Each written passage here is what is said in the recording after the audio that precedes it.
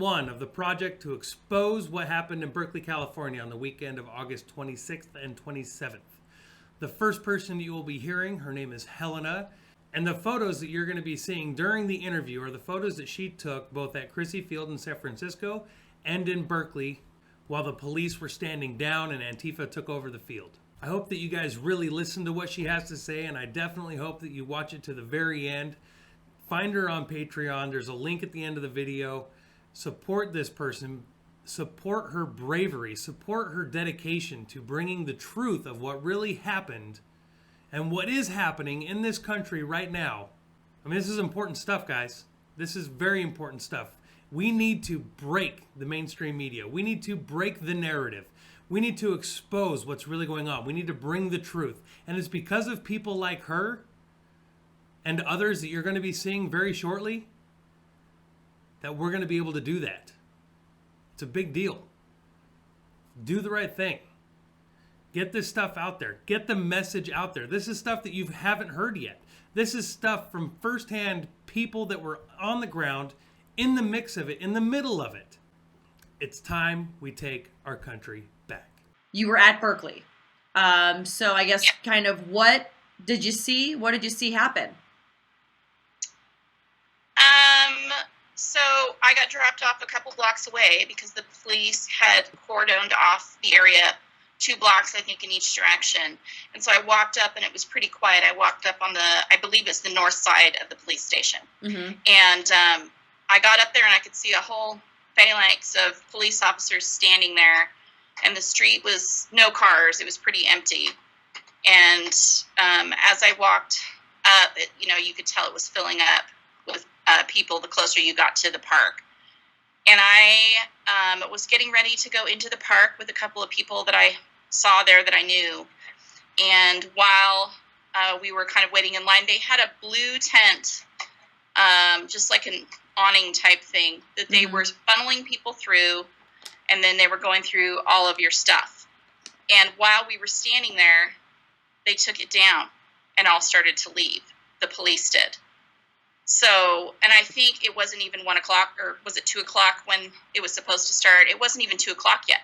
So you're saying that the police were looking through everybody's stuff and then all of a sudden they just stopped? Yes. I mean, and I didn't actually see them looking through stuff, but there was a table and this, structure for people to stand under, and I assumed that they were going through people's stuff there, and somebody else had said that. And as we were standing there getting ready to go in, they dismantled it, and all the police walked out. And I have pictures of that. As far as you seeing then the police kind of dismantling everything, did anything happen to you? Did anything happen as far as, were you harassed? Were you shoved? Were you beat up? Anything happened to you? A couple of things happened. I was in Crissy Field the day before, and there was a young guy who I would assume was with Antifa there, and he had these bullhorns that sounded like sirens, and I took some pictures of him. And when I decided not to go into the park after they stopped checking people, I walked back the direction that I came from, and I walked right into that kid. Not literally, but he saw me, and he had his air horns, and as soon as he saw me, he focused these air horns on me and started following me. And all of a sudden, I had people with cameras who probably weren't journalists taking my picture. I put my camera up in front of my face. And the kid doesn't say anything. He just targets people with his bullhorns as being, I would assume he would call me a fascist. Mm-hmm. And I quickly got like a little bit of a mob. Mm-hmm. And he saw another person behind me that's a lot more infamous than I am, and focused on him. And I turned around to take a picture of the guy that was right in my face with the camera, and then turned around to take a picture of what was going on. And by this time, the kid had done something that the police jumped on him for, and they were arresting him. Mm-hmm. There's probably a pile of like 6 or 7 officers, and then they threw him on the ground and threw away his bullhorn. Mm-hmm. Then I left that area quickly where I could, and I think I walked around back of the police station at that point, because I didn't want to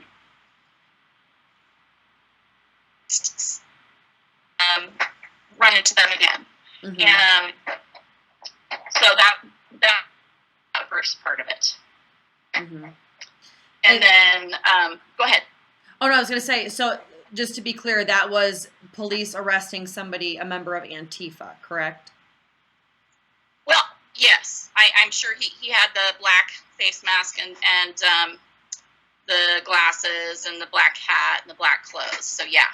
And then you were saying that something else happened to you. What was that? So after about an hour, I decided that it was time to leave after I saw them beat up a photographer and take his camera. I didn't actually get pictures of that because I was too close, and I was worried that if I took pictures of that, they would take my camera. So I messaged with my friends and said they wouldn't come in. They were a little concerned that they were going to get beat up, and I think they would have. But they were waiting for me, and they told me where to meet them. So we walked out, and they were in a caravan, and there was like 3 vehicles, and they just picked up a videographer that had been beat up. Mm-hmm. The guy where the video has gone viral, where the red polo shirt guy laid on top of him to stop the beating. Mm-hmm. So they picked him up, and we drove about 5 blocks away to a gas station, and we were there for about 20 minutes, and we attracted enough attention that these 4 guys in total showed up on the corner, and they were eyeing us clearly. And I said to the guys, "Hey, you guys, those guys don't look real friendly." And I started taking pictures of them, and they started to walk towards us. Ooh. And one of them said, "Hey, Washington plates, you guys with that Patriot Prayer Group?" And I will not repeat the rest of the words that came out of their mouth because it was a lot of cussing, and they did scream at us, "White supremacist," and they were coming at us, and I said, I want to go. And of course everybody wanted to go, so I get in the car. I'm still taking pictures. He walks right up to my window. One of the guys, he had his hand in a hoodie in the pocket, and he's getting ready to pull something out of the pocket. And so I thought he was pulling something out of his pocket, and I'm taking pictures, and I'm also at the same time screaming to drive because I think he's going to pull something out of his pocket and shoot us. Mm-hmm. And the guy hit the gas then, and we heard a big crack on the back of the car, and I thought it was like his hand, but when we stopped several blocks away, there was a huge dent in the car. It crumpled. Mm-hmm. So it was something metal, something really heavy with a certain amount of force, and the guy said some pretty menacing things too. So as far anyway. as there's a lot of people that we've talked to that believe that the police didn't do enough, that the police could have done more, that the police kind of stood down per se. Did you see that yourself? I did a couple of different times, and I want to say I really respect police officers and the incredibly hard job that they have. So I don't know why they did what they did, but the first time I saw it was when they had collapsed the search area, and they all left there. And when I walked around back, and another group of Antifa was marching up that back street, and they actually told the police, if I remember correctly, not to stop them. They were going to come through no matter what. The police deployed some tear gas, and that cleared, and they marched through anyway, and the cops just backed up. I have pictures of a man, and it looks like it's a younger guy, so I don't know if it's his son, getting beat up by protesters right in front of, I think that's City Hall. And there was a line of police there, and these guys ran right towards it, and the police didn't break their lines. They didn't come out. Nobody got sent out to do anything. They just, and the guys disappeared, so I'm assuming they went through that line on the other side. But there was no stopping any of the beatdowns except for the one kid with the bullhorn when I first came in. And that was before the police left the area where they're going to search. So I'm assuming there was some kind of order made to not intervene. As far as you covering this rally / protest / seems like a riot now, when you hear about a lot of what happened, do you think you're going to continue to cover events like this? Absolutely. Absolutely. And why is that? Um, well, I think that there is often, trying to think of the word for it, a particular viewpoint that is pushed forward on these stories that's not very favorable to people who consider themselves to be patriots.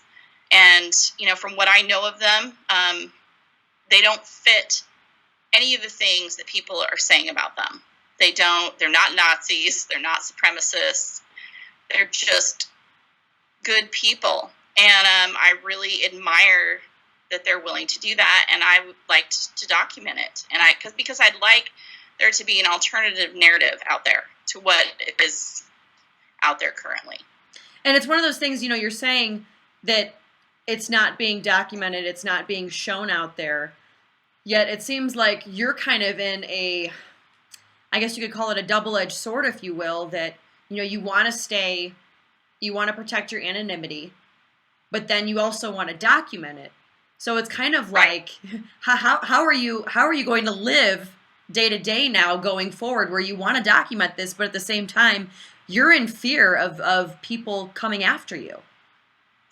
Well, I have some really big dogs at home, and I live pretty far from the big city, and so, I am hoping that's some extra layers of protection, and I have the ability to defend myself also in my own home. And then when I go to these rallies, I will say, shout out to Proud Boys. They have always looked out for me. So when I usually walk with them, so I don't worry when I'm there as much. I can tell I'm weaving back and forth. I'm just nervous even talking about it, because it is a scary thing, especially after what happened in Berkeley. Yeah, I'd never seen anything quite like that. I've been mobbed at Evergreen College, but I just had to start shouting and somebody popped right up. In Berkeley, I would have been out of luck. So I don't know. I think it's important to do, and I have a lot of people pray for me too. Anything else that you think is good to add about that day and what you saw? There's a lot to say about what happened, but what I don't understand, what doesn't make sense to me, is a large group of people labeling this minority group of people with these hateful terms like white supremacist, neo-Nazi, KKK. They really like to say Nazi a lot, and then actually beating them up. To me, they're exactly what they are telling everybody else that people on the right are. They are the ones that are acting like fascists. And how they don't see that is beyond me. So, I guess that's a thing that sticks with me.